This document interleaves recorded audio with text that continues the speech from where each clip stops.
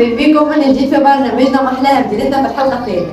اليوم نحب نقدم شكر لكامل المتابعين خارج حدود الوطن كما الجزائر وليبيا والمغرب وموريتانيا وتونس. نستقبل معايا صديقتي يسر كما العادة.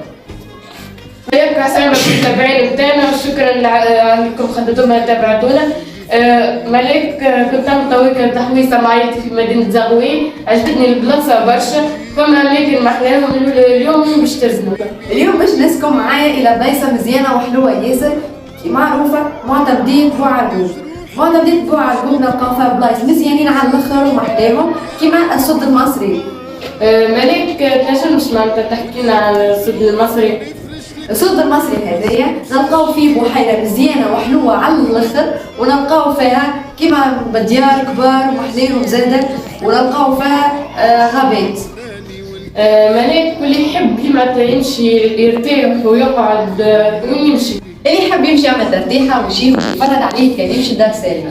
شنو هي دار سالمة ملاك؟ دار سالمة هذه هي بلاصة مزيانة على الآخر، مطعم وقهوة في نفس الوقت.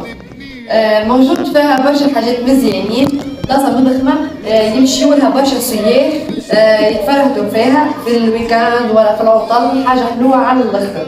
سالمة هذه نجموا تكونوا انتم قاعدين تفطروا ولا قاعدين تشربوا في قهوة، نجموا تطلوا عليها من السد المصري.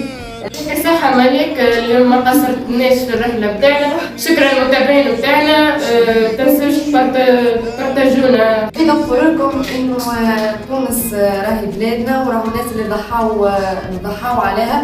ضحاو عليها يعني حاجة مزيانة على الآخر باش نحنا نتفرجوا، باش نحنا نلقاو راحتنا، باش نحنا نشوفوا البقايا المزيانين.